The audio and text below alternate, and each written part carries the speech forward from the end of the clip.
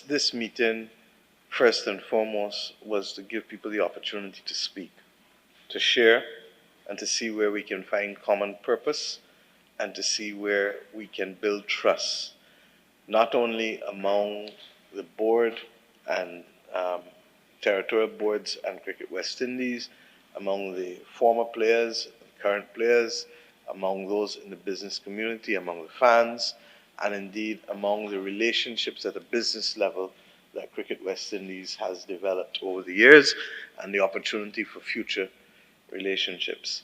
I believe that we can leave here comforted that there is not just the will to do it, but we have the makings, as you've just heard from Prime Minister Rowley, of a framework that allows us to be able to see progress. I think the Wehby Report was 2020, and by any stretch of the imagination, for a company not to have acted on a report, or a government not to have acted on a report that came in 4 years ago, even if it is to reject everything, we need to put it to bed one way or the other, whether it is to accept all, to modify, or to reject all. I believe that there's merit in a lot of it, and the precepts which it honors are precepts that are sacred to all forms of governance.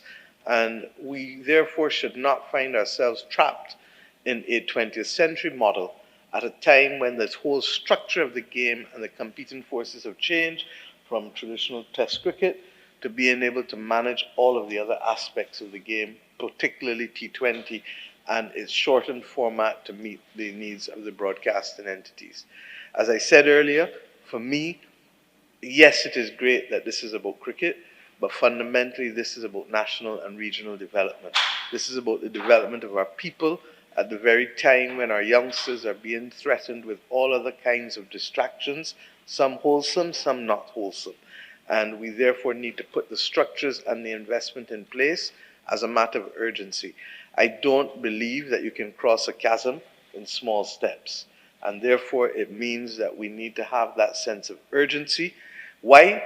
Because in any event, what we put in needs time to sprout what comes out. And therefore, I hope that from the development end of it, that we can settle on that before the end of the year.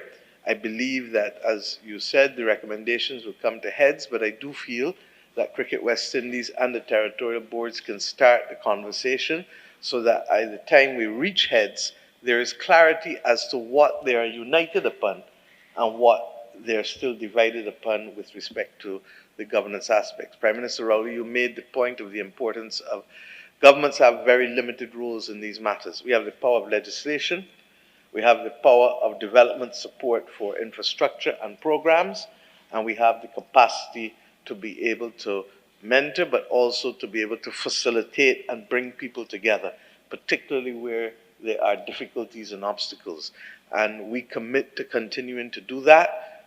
We commit, however, to equally telling the people of the region, and my dear friend Joel Garner said it best this morning, we have to sell cricket, and we have to allow the environment within which our people can win. Winning is the best salesman. I know defeat and I know victory. And victory, not only is it sweeter, but the reality is victory breeds an environment where people want to come and join. Joel said it well this morning. How many Caribbean footballers you know globally?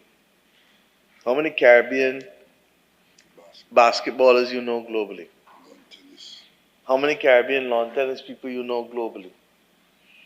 And unlike the last couple of generations, this current generation gets paid significantly better in cricket because of the advances of television and gaming and all of those things than their previous generations. When Derek Murray said yesterday that they got £250 in 1975 when they won the World Cup, it was 250. I felt like crying because the pride that every Caribbean person felt, you could never have believed that that pay was as woeful. And you better understand, as Michael Holden said yesterday, why Kerry Packer was such a critical part of changing the course of cricket in this region. We cannot stop, as Brian Lara said this morning, the opportunities for youngsters, but what we must have is so many people performing at optimum levels that you will always be able to get a very good West Indies team, irrespective of who is available, because you've got 50 or 60 people who can really compete for that team. And if we can do that, then I believe that we will go further. I make this last point. Tell me how many sports we hold global events in. So we're known globally for cricket, and we host global events. It is a no-brainer. And we have to sell our children from as early as 3 and 4 years old. I have a picture, Easter Sunday, the under-13 tournament in Barbados, St. Catherine's Cricket Club. Many of you may know Matt Fingal as he goes around Kensington. Matt helps lead and manage St. Catherine's Cricket Club in Barbados. And there's a youngster, 4 years old, decked out in his cricket gear and just outside the boundary, and he catching every ball. He is only but one of hundreds still across the region. How do we keep and support the passion of that young 4-year-old to continue to be the best that he can be and to become a global citizen? As I said just now, and I'll end on this, I do not know of any sportsman or any artist who has reached the top of their craft that is not a global citizen.